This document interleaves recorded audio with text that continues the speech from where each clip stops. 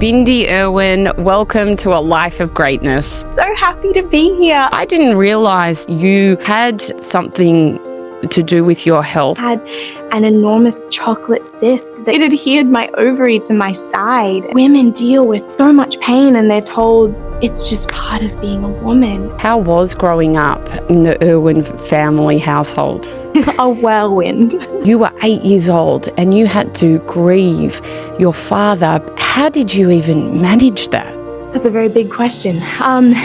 Bindi Irwin, welcome to a life of greatness. Oh, g'day. I'm so happy to be here. I feel like I've watched so many of your videos. It's such an honor to be talking to you. Aww. You know, I was actually thinking before this, and I haven't even told my producer this, you are someone that I've wanted to interview for a long period of time. And it's funny how, you know, something like a couple of years ago, I think I reached out, but you know, it was a while ago and the timings didn't work. And then I was driving here today and I thought, wow, everything happens when it's meant to happen. And so it's lovely that we are here together.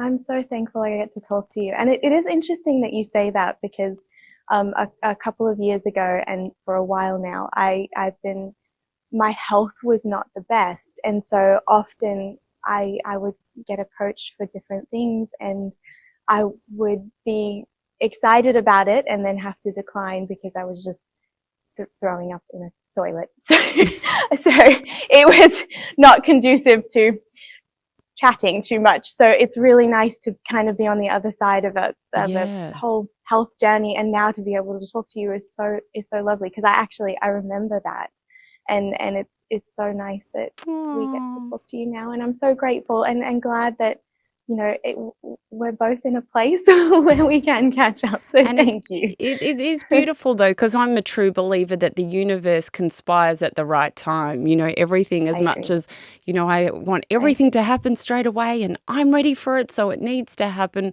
You know, I always believe that there is something that is putting everything to us when it's meant to be, not when we want it to be. So Definitely. This is obviously the right time. But just touching on what you spoke about, I didn't realize till I was doing research on you that you know, had something to do with your health. I was recently diagnosed with endometriosis after about 10 plus years of being really, really sick. And the only people that knew that I was incredibly unwell, my husband, my mum, and my brother.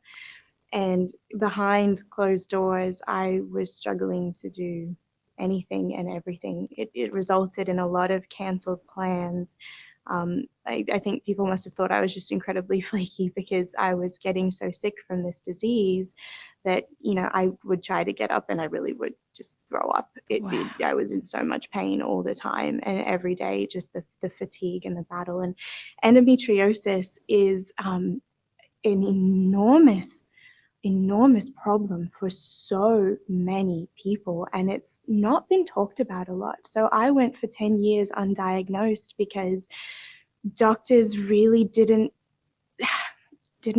know enough. They diagnosed me with a million other things like IBS, or it's hormones, or it's just part of being a woman, and the symptoms continued to snowball, and it took me such a long time to find help. And it's a story that so many women know and girls know all too well. You know, they get diagnosed with a million other things. And I mean, I had every scan you could imagine. I had CT scans, MRI scans, ultrasounds, blood tests. I was tested for every disease, tropical disease, everything you could imagine because I was so sick for so long and just nothing came back. So doctor after doctor would say, hey, it's just part of being a woman. There's really nothing wrong with you. And I was just getting more and more unwell, and it affects so many different parts of your life. And finally, I was able to find help because a friend of mine shared her story with endometriosis, and it matched my own journey so similarly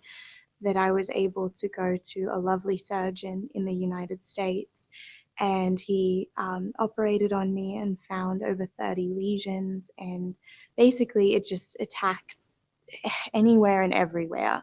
So it affects everybody differently, and it can affect women in many different ways, from fertility issues to extreme pain and fatigue, heavy bleeding, many different things. But for me, if I hadn't gotten surgery, the next 5 years of my life would have been very make or break, because I was having real problems internally. But anyway, it's something that needs to be discussed more, and my heart breaks, because there are countless people out there who are dealing with these symptoms and dealing with this disease that just goes completely undiagnosed for so long. It takes years, because most of the time it really doesn't show up on scans. I mean, I had an enormous chocolate cyst that adhered, not to get into too much detail, but it adhered my ovary to my side. And so I was just in agonizing pain. And it's this big chocolate cyst, and it doesn't show up on the scans for whatever reason. It was just in the perfect spot, and it was kind of attacking the inside of the ovary. And so it's unbelievable that women deal with so much pain, and they're told it's just part of being a woman. And this disease affects so many people. So now I feel like I'm standing on my soapbox so often, saying to girls and women, if you are having a hard time, we call it Shark Week in our family. If your periods are really painful, please go get help. Please get assistance, because it's a really scary disease. But yeah, I feel so bad, because for so much of my life I was canceling plans and declining to do so much of my job because I just couldn't. Which it's a tricky one. It wasn't until my daughter was born that I went, I have to do something. This can't just all be in my head.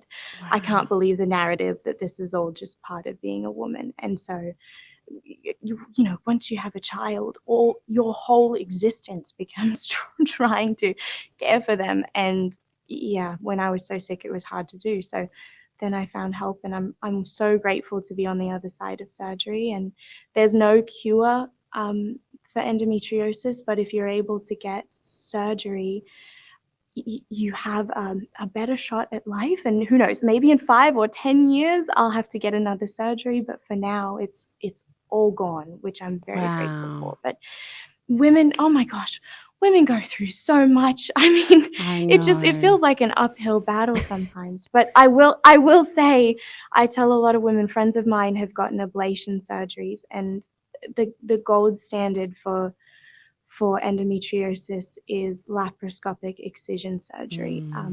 Ablation, save your money. Ablation can make things worse, and devastatingly, ablation is used so often here in Australia when it's not the best treatment for endo. So if you can find a doctor or a surgeon and you think you have endo, find somebody who can do excision surgery for you, because that's what makes all the difference. And I've had friends who have had dozens of ablation surgeries, and their symptoms are just still unbelievable. They are just awful. So yeah, it's a tough road, and education is so important. But I think our medical industry needs the education just as much as the women who are seeking help.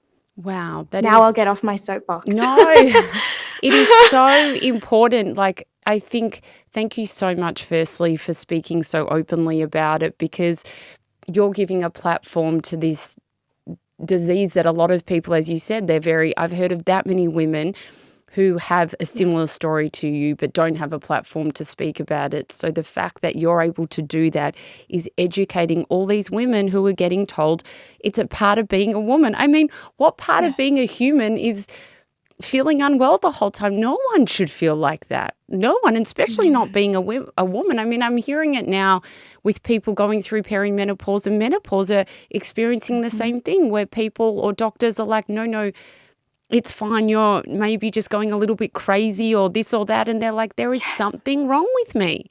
And there are treatments like yours and for other women's, bits and pieces that we go through.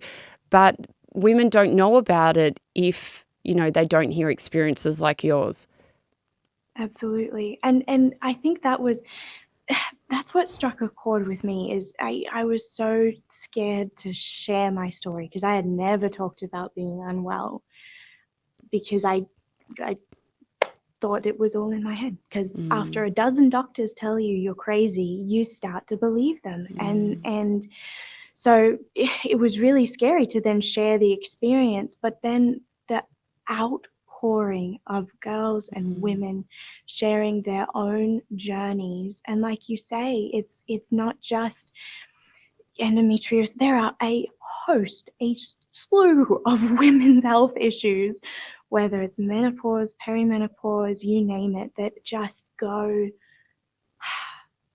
I feel bad, but ignored. Yeah, and it's really hard. And granted, so many doctors, so many nurses, so many people in the health industry are trying their hardest to help people, and shout out to them. I remember after I had surgery, I went to a doctor and he was lovely. He said, "Tell me all about your symptoms if you can, because I have patients that I think may have a similar disease, but it presents itself in different ways for different people." And I was so grateful for him taking that initiative to find out more about the symptoms. And but I think there needs to be more education. And that this women's health has not been at the forefront of medicine as it should be for a very long time. And I think we're starting to see a real shift with it, which is wonderful, but there is still a long way to go. So yeah, I think it's just more people sharing their journeys and experiences and coming together to share information is where change will happen. But it is, Absolutely. my heart breaks for people. I mean, my goodness. And it's also so hard because I was so lucky where I had such a supportive family, and they never gave up on me. I mean, they dealt with it for 10 plus years just as much as I did, trying to find answers and helping me along the way and saying, "Hey, you're collapsed on the floor. You probably should get some help, and you shouldn't listen to the doctor saying this is normal." But so many people don't have that circle of people that they can count on, and so it is so hard. So you turn to the medical industry looking for assistance, and it can cause anxiety and depression and these things, because you feel this, it's very isolating. This these this disease and other women's health issues can be extremely isolating for people, and that's where it just is so difficult. So you turn to people who you think will help you, and sometimes you don't get the care that you so desperately deserve. Yes, that's so true. And to know, like you said, like if you have pain, that pain is real, right? Yes, That yes, that pain is real. And if the absolutely. first doctor is trying to tell you that it's not, then take Bindi's advice and please try and see a doctor that's going to listen to you and be able to guide you in the right direction. Because, I mean, thank God for your friend. Oh 10 my years goodness, is like a yes. decade. I think you're only 26 or roughly around Yes, that. I mean, that's nearly half your life. That's a long yes. time. It's a long time, and I am so grateful to be on this side. It feels really good, but my goodness, like you say, just keep searching. That's what I say to everybody. Don't feel disheartened. Just find somebody new to talk to, because you know within yourself, you know your body better than anybody. You are living inside this beautiful vessel and you have to take care of it, and just keep searching, because you will find answers. My gosh, sometimes it takes a really long time, but you cannot give up on yourself. And you also have to find someone who will validate how you feel. My surgeon, after I had surgery, he said, "How did you live and function in this much pain?" And those words just wiped me out, because somebody finally validated 10 plus years of feeling so awful in one sentence and said, I can't believe you kept going when you felt like this. And that meant so much to me. So find those people who love you unconditionally, and never give up on yourself, because you will find answers. It's just sometimes it's a long road, and Yes, I'm sorry. Thank you so much for Yeah. sharing that. I No think, worries. as you said, having a great support network around you is so unbelievably important. And I wonder for Absolutely. you, you know, you have Terry and Robert, and obviously there was your dad, Steve. How was growing up in the Irwin family household? Oh my goodness, the Irwin household, a whirlwind, a hurricane of wonderful adventure. We have always been a very close family, and I think what has brought us together so much since I can remember is because we share such a connection with our work. Since I was little, all I've said is I want to be just like my mom and just like my dad and help the Mm, planet and help animals. And as I've grown up, your that childlike sense of wonder for the world has definitely remained with me, and it's evolved to be able to find my own voice and my own path. But through it all, my family and I, we're always close, and I think it's because of the work that we do. It's so nice having a, a group that will always be there for each other, and where we share the same goal and passion of wildlife conservation. And so it has been a wild ride. I mean, now that I'm an adult looking back on my childhood and honestly watching Grace and her childhood now, our daughter, she's having a similar childhood that I did. It is so unique and so different than anything else, and it's also incredibly special. I mean, we are so lucky that as a family we get to work together. We are a family run business here at Australia Zoo, and we're able to bring our daughter with us with everything that we do. And my mum and dad did the same for me and my brother Robert. We were all on the journey together, and they involved us every step of the way, which, my goodness, I can't believe how lucky we are that they did that.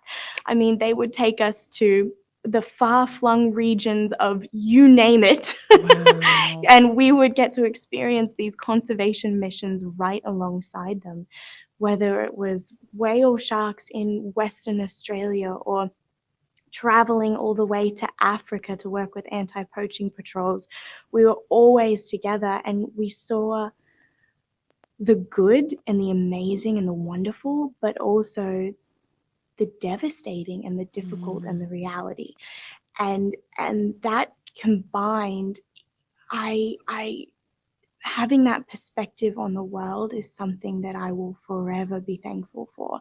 I will forever be grateful for my parents for taking us on the journey and showing us the reality of the world, and to see, the difficulty that our earth is facing, but also the fact that there are so many ways that you can make a positive difference on the planet. It's phenomenal, and I feel such a sense of responsibility, because I feel like we all share this earth, and we have one life to be able to make a difference, to be able to make a positive impact. And I hope that in my however long I'm given on this beautiful earth, I'm able to make a difference, because I am so grateful for my parents showing me what is really happening in the world. And I feel this real sense of needing to help wherever I can and make a difference wherever I can, because it's there is so much. I know we're only one person, right? But I think there's so much you can do with this one shot at life. And I think that's what my childhood has given me, is it gave me this wonderful perspective. And it's so much fun looking back on everything. I mean, my dad, what you saw on your TV screen was really my dad. He was just this passionate, wild human being, which was so much fun as a kid, because you never knew what the day would hold. He'd honestly burst through the door and say, "That's it, we're headed out to the Simpson Desert to go research fear snakes, so you better get ready." And we'd pack our stuff and pop our school books in the bag, and off we'd go. And it's just that was our lives. And now, looking back on that whirlwind, it is really special and unique. I don't know anyone who had a dad quite like mine, but I definitely got the best one. And my mum is just extraordinary. She is the strongest woman I have ever known. Her strength and grace is phenomenal. She reminds me of Sarah Connor. Have you seen Terminator? Yeah. Oh, yes, Sarah That's my Connor. mum. Yes. Yep, my mum is Sarah Connor. Yeah. Yep. Just she will be there to read you a bedtime story as a child or jump on a crocodile. Like she does it both. Like my childhood, seriously, I had the most badass mum in the world. She was amazing. And I look at her and I think, my gosh, she's a grandmother now. And how many grandmothers do you know that jump on crocs? And you know, she's incredible. So what a unique childhood and so much fun. But gosh, I'm so grateful. And I hope to be able to do the same for our daughter now, for Grace, because I am so thankful that my parents raised me and Robert as part of the group. Like we were always together, and always they would involve us. And I hope I'm able to do the same for Grace, so that then she can choose her path and what she wants to do in life and what she's passionate about. It's really wonderful. And I mean, working at a zoo, there's so many avenues, whether it's photography or marketing or accounting or wildlife. It's really fun. And my parents always said, you can do what you want to do in life. And yeah, it's always meant a lot. It's funny, you know, because I was with an English friend of mine the other day. He was visiting, and he said, who do you think is like the epitome of an Australian? And we were thinking, and he said, Steve Irwin. Steve Irwin. Oh, I my thought to goodness. myself, that is so true. Like when you think of who you want to represent Australia in a way that's so beautiful, that your dad's name was the first name that came up. And I wonder, where you know how we always used to say crikey? Where did that come from? Crikey. I don't know. I mean, that's a good question, because he was saying it long before I was born. So I think if I had, I have to ask my mum that, actually. I think if I had to one of those, you know, one night where you get to chat to him, I'd ask him that question over dinner. Where did crikey come from? It's a good question. I actually don't have the answer, but he was saying it long before I existed. And now, I mean, our family still says it. So, you know, it works. If you're excited, crikey. If you stub your toe, crikey. I mean, it's a pretty one-size-fits-all saying, and we like it. But yeah, no, Dad, firstly, thank you, because I agree. Dad, I think, is the most Australian person I know. Such a wonderful man, and someone that, you know, I don't think there'd be an Australian that couldn't, like, who doesn't think of your dad and doesn't think of like a wonderful person, even though clearly most of us have never met him, but just he seems, and you know, you just said it, like so authentic. Like what you see is what Steve was like as a father 100%. On the screen, and I think that's what people just love so much about him. Thank you. I have to agree, and I think it made him an awesome dad. I mean, you look at him as an incredible wildlife warrior, and he achieved so much for conservation. But at the same time, he was just a really, really good dad, and always showed up for me and Robert. And that's something I'll always be so glad, because he was just fun. I mean, every day was something new and different with Dad. And he was, when I say our childhood was like a hurricane, I think it's because of Dad. He is just a living hurricane of wonder. And it's actually just a couple weeks ago, we were going through some of his things, because we were cleaning out one of our old cupboards in an office, because we were renovating our offices. And we were going through his cupboards, and people may not realize that he had such a scientific mind. I was looking through his journals, and he would just write down, I mean, thousands, it's not an exaggeration, but thousands of pages worth of information and facts and studies and findings. And I was just going through his journals going, my gosh, I wish more people got to see this side of him as well, because Dad would wake up at 2 o'clock in the morning. Swear to you, his day would start at 2 o'clock. He had terrible insomnia. I mean, he just never slept.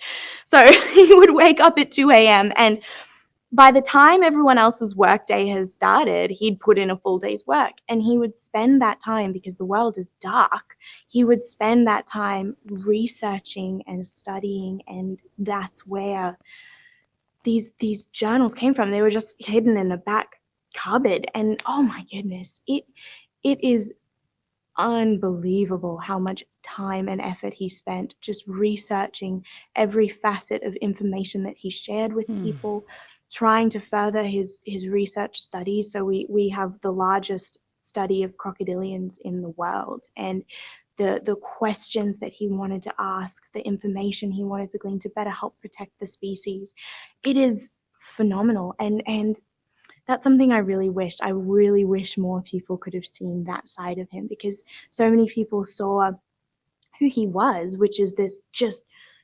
enormous personality of wonder for wildlife and wild places, and this passionate human who wanted to share the message of conservation just through your television. He would just reach out and just grab you through the TV, and it was fascinating. But I wish people could have also seen just this, his fascination for the world and his scientific mind was second to none. Incredible. I think everyone loves him because not only his, lovely personality, but what he did for wildlife, what he did for Australia, and it all came from the heart. It's funny, it's very interesting. There's only a few people, and I was thinking about this before, where you remember where you were when you were told the news that they died. You were 8 years old and you had to grieve your father, but all of Australia was grieving with you. How did you even manage that? Oh my goodness. That's a very big question. My mum is the reason this work is all still going. She is the reason Robert and I are who we are, because of her love and support and her kindness for us. No matter what was happening in the world, she was there for us. And I don't know how she did that when Dad passed away, because the whole world, I mean, they were a team, and then the whole world shifted just and landed on her shoulders. And yet through it all, she was there for me and Robert, and still is to this day, but there for us emotionally and to help us navigate. Yeah, I don't know. I don't know how she did it, especially because I was 8, Robert was 2, and suddenly she became a single parent, helping us get through this insurmountable amount of grief, while also having to continue Australia Zoo and Wildlife Warriors in a very public way. And I don't know what we would have done without Mum. She no matter what was there for us every moment of every day, and I will forever be thankful for her. And I don't know where she found that strength, but she did it, and I am in awe of her. Grief is a very funny thing where it changes over time. But I remember when I was little and Dad had just died, and every adult that I saw, it felt like every adult, it probably wasn't every single one, but most adults that I saw would say to me, "Time heals all wounds." And I remember thinking as an 8-year-old, what in the heck does that mean? Because I'm 8, right? Time heals all wounds. You hang in there. Time heals all wounds. And now at 26, that information is wrong. So firstly, don't say that to an 8-year-old. But secondly, that information is not accurate. Time changes your grief. Time changes things and your perspective and everything. But I know firsthand that the grief and the sadness and the feeling of loss from losing dad, that feeling is just a part of me, that it's like a scar on your heart. But the way I'm able to view the loss of dad has changed. So instead of only feeling devastation, I'm now able to feel love and light and warmth as I remember the times that we had with him. I feel a greater sense of wanting to make him proud and carry on his work and make sure his legacy lives on. But as an 8-year-old, I just remember thinking, why do people keep telling me like one day I'll forget about this? Actually made me a little bit scared, because I thought, well, in time, am I just going to forget about him? Am I going to forget about, and that's why I'll be healed? It was really worrying. So that was odd to navigate as well. But for my healing journey, I was very young, but I felt this real sense of wanting to make sure everybody was okay, because none of us were prepared for losing dad. None of us were prepared for the outpouring that came after he was gone. The amount of people, wonderful, beautiful people from around the world who sent their love and strength after we lost dad. We had no idea he had affected so many people. It was unbelievable. We were sitting we had this like little conference room, and we were sitting there, and there was just letters and drawings and Bibles from every religion you could imagine, just in our room, and just we were overwhelmed because people were so kind, and we had no idea that it had affected so many people losing dad. So I wanted to stand up, and I wanted to reach out to people. So that's why I spoke at his memorial service. And I was really little, and I said to Mum, I really want to tell everybody that we're going to keep going, and I want people to know that he's never going to go away. It was probably from the time heals all wounds, to be honest. I didn't want I didn't want to forget him. I'm like, no, we're going to keep going with his work. And so my mum, my beautiful, beautiful mum, she's like, you want to speak at the memorial? I'm like, yes, I feel very strongly about this. Little 8-year-old Bindi was very like solid with her convictions. Like, we have to do this. And so Mom was like, are you sure? Are you sure? Are you sure? Are you sure? I'm like, no, this is really important. So I wrote my little speech and rewrote it and changed it and edited it. And you'll see, if you ever watch the footage, I was standing there with my paper, and like my finger is tracing each word as I'm reading this little speech that I made on Dad's memorial, because I didn't want to miss a single word. And that was very healing for me. I've always been that way. If I can help somebody else or reach out to somebody else, I feel better, if that makes sense. So it made me feel better sharing a message and saying we are going to continue, and Dad's legacy isn't going to end here. And just, it made me feel some sense of, maybe it was control. Like I had some form of able to say, I know his work will carry on, and it felt right and better. And that was one of my coping methods. And I think that's why I also said to Mum, it was not long after Dad died. My whole life we filmed Crocodile Hunter, New Breed Vets, like Crocodile Hunter Collision Course. My childhood has been documentary filming. And I had said to Mum, when are we going to start filming again? Because that was my normal. I was like, when are we going to, I was so desperate to return to how things were when Dad was alive. And that's, I guess, how I coped with it. So those little things really helped me and made me feel better. But it was my mum at the end of the day. It was my mum who she kept us going, and she made sure that Robert and I both felt loved no matter what. I also, it was really hard after losing Dad. I was so worried about losing Mum and Robert that I also had a lot of, that separation anxiety, where I would get so worried if they would leave a room or something, because I would just wanted them to be okay. And it's scary after you lose the strongest person in your life. I mean, Dad was the strongest person I had ever known, and he was gone, and it was really scary. So it's I guess that's where the time changes things comes into play, but I wouldn't say it heals. And grief looks different for so many people, but as a family, we've always said to each other, if it's not hurting yourself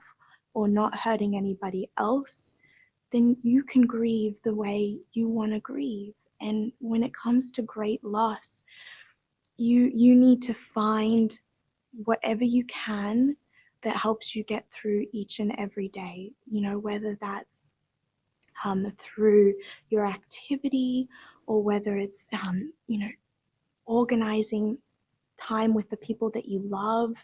Just find ways. We started my sweet mom, we started playing this game at the end of every day where we would say, what are we thankful for?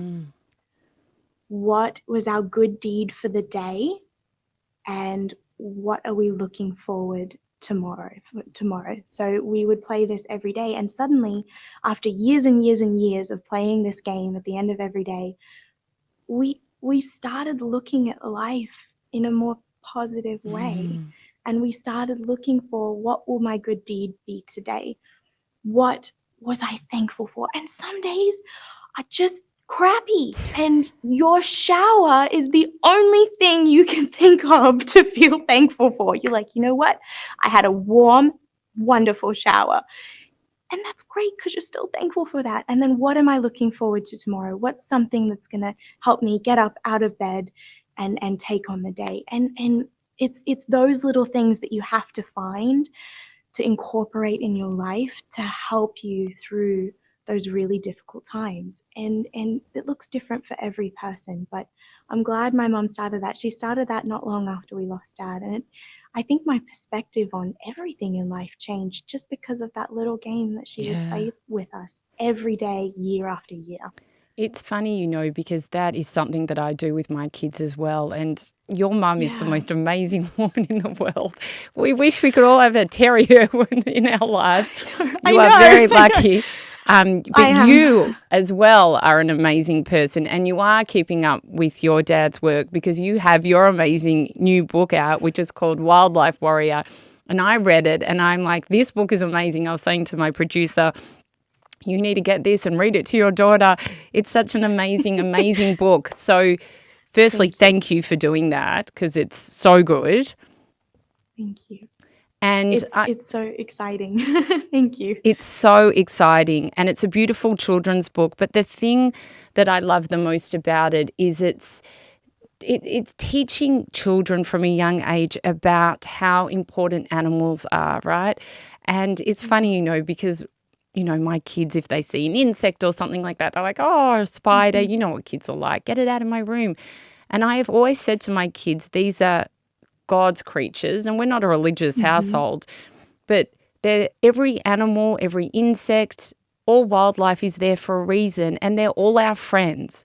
Love for all wildlife, even the not so lovable creatures, because it is so important. And I see that as a parent, you want to be able to give your child the opportunity to foster kindness and empathy for humans and animals and nature. And it is so important. And it's hard in this time, this day and age. There's so much technology now, and in some ways we are more connected than ever, but in other ways we have never been further apart. And so when our daughter was born, I was holding this beautiful newborn baby going, oh my goodness, we made this. This is so incredible. But then thinking, what is her future going to look like in the world? 10 years, 20 years, 30 years, when I'm long gone, whenever that may be, what is her future going to look like? And I think now as a mother, it is more important than ever to inspire, to educate, to encourage others to get involved in making a difference on the planet and protecting our wildlife and wild places. Because, you know, there's more humans than ever on the planet, and we seem to be there seems to be this disconnect that's starting to occur with humans and nature. And hopefully, this book is so special because I'm hoping to be able to encourage that love for just getting outdoors with the people that you love once again. This book will hopefully inspire the next generation of wildlife warriors to love our planet. And it shares the story of me and our daughter Grace and her life at Australia Zoo. And we take her with all of our conservation work. She comes along on the adventure with us. And I hope to be able to give a glimpse into our world, but then also for kids and families to accidentally learn something along the way as well. So you're reading and you don't realize that you may have learned a little something about our natural world at the same time. And I just think now more than ever, we all need to stand up for our planet. And it's okay to feel overwhelmed. I feel overwhelmed all the time because there is so much happening on the planet. But if you can find ways within your own world that you can make a difference, whether that is turning off the tap when you brush your teeth, or recycling, or taking your bike to work, or on a larger scale, volunteering your time at a local wildlife center, taking bigger steps into making a difference. It all adds up, and we can all do something. And it starts at home, and it's something that we can teach our kids to become more aware of their impact on the planet. And I think that if we all do something, things will get better. So I have to say I'm very, very proud of you for instilling that love and kindness for all natural things. And I get it, you know, wasps and centipedes scare me so much, but I'm working through it, and I won't squish one because they're important too. But it's understandable, and it's the more you know about our natural world, the less scary it is. So it's finding those ways to educate, and then also spend time in nature. Every chance you can get to get your kids outside, it is so important for their well-being, their development. I mean, we were made to be outside, to be exploring, whether that's the beach or the park or grandma's backyard. Just get out wherever you can and spend time in nature, and then find time to read a good book together. That was a big part of my childhood as well, and something I'm so grateful for. Now in our family, our beautiful sweet daughter Grace, she will not sit still for anything, but she will sit still if we bring out a really fun animal book. So usually our meal times at home are us surrounded by like 10 to 15 books. Getting a toddler to sit for a meal is a feat in itself, and so we find that reading is pretty much the only thing that does it. So maybe there's a few parents out there that will be able to get You Are a Wildlife Warrior and get their kid to sit through a meal, learn about nature, and eat dinner at the same time. So reading is so important, and I agree with you. Yes. I, always have read to my kids since they were young, and now my son, who's 11, is such an avid reader. And I think That's wonderful. Like what we instill as parents into our children is what they will end up growing up like. Like if we show them it's beautiful to read books, that all animals are beautiful creatures, that we have to take care of nature, all the beautiful things that you said, then that's what they grow up with. And that's why this book is so unbelievably important. So thank you so much for writing it. And it has such beautiful illustrations in it as well. So for any children out there, any parents, know that it is just like, it not only is such a great read, but it just looks so beautiful too.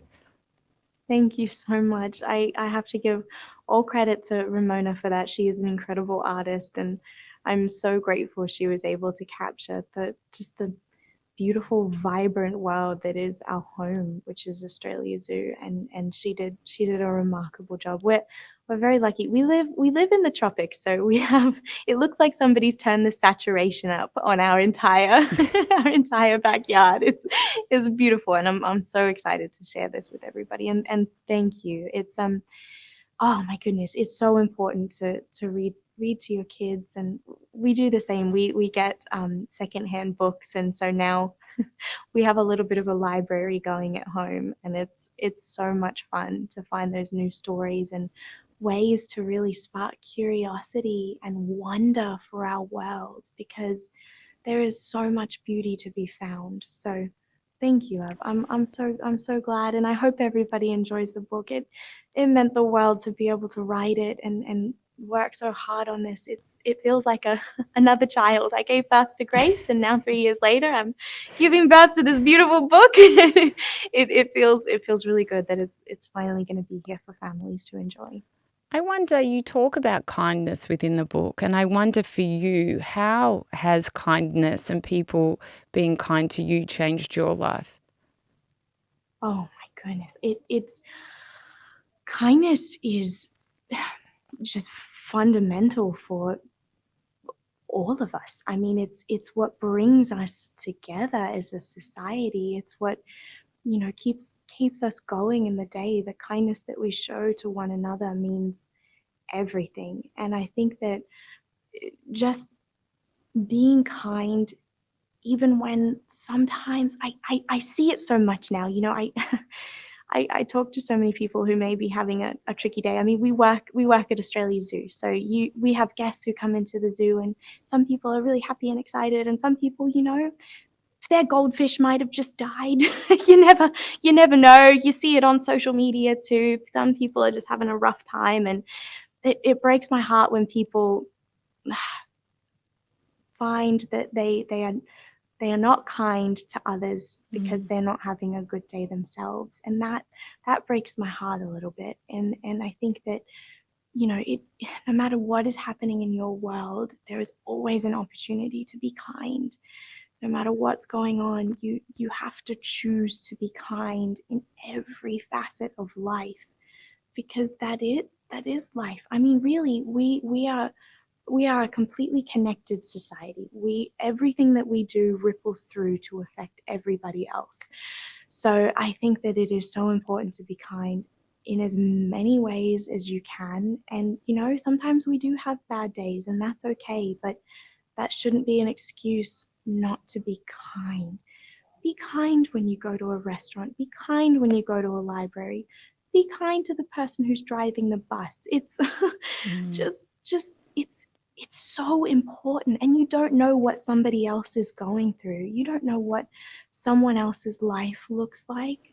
So the best thing you can do is to find empathy and kindness in every day when you approach others. And I feel like people forget that, and I see it happening a lot. People forget that, and it is heartbreaking. So yeah, let this be a reminder. Even if you're having a bad day, someone could be having a worse day. So just be nice. Be nice to people. Yeah, and our wildlife too. If you can show a little kindness towards an animal in need, please do that, because you never know how much that's going to affect. So yeah. I agree with you. And animals are so special. I'm obsessed with them. Yeah. And Oh, I know good. it's a household animal, but we had our dog Lola, who's 15 and a half. And we recently had to put her down a month ago. And I swear to so God, sweet. Bindi, I have never experienced grief like this. I have had humans die in my life. I said to my mum, I was like, Mum, I have never been so sad. I was like crying every single day. And it just shows you the bond that we have with animals. Yeah. And it can be all sorts of animals. Like, they are so precious and so beautiful. And that's why I love the work so much that you do, because I mean, we are lucky to have them, let alone the other way round.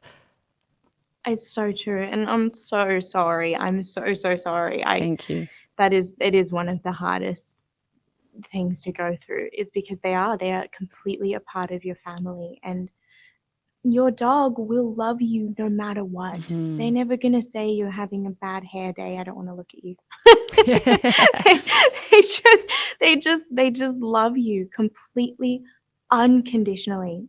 And that love, there is no way to describe it. And it's so hard because people forget that our wildlife is so incredibly intelligent, and they forget that, animals feel so much. So I often relate it back to pets, like your dog at home has this amazing and beautiful personality, and that's why it's so important that you're careful about how you're treating our earth, because there are billions of animals that deserve that kindness and consideration, just like your dog does. And so, yeah, it's interesting, but I think that connection with nature, that's what's so important, because you having that connection with your beautiful dog, it changes your perspective on other wildlife. So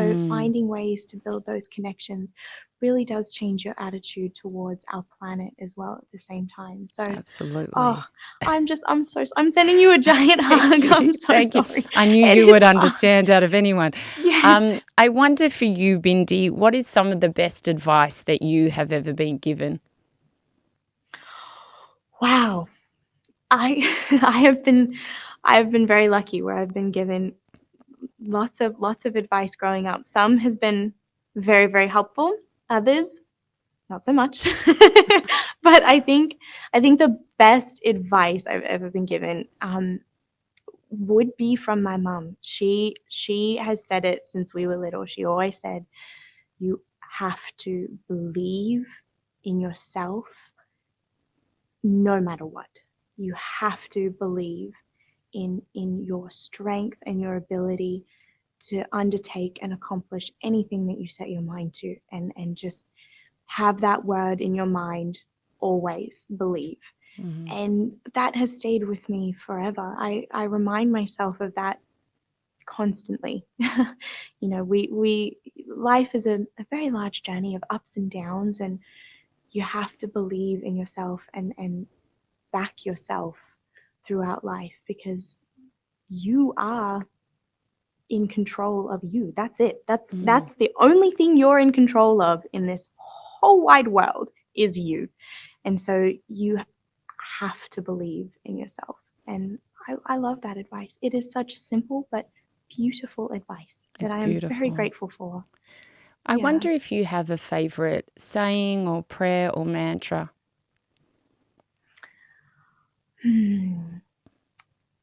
I think when I think about the world and how we are all connected, I choose to believe that the meaning of life is unconditional love.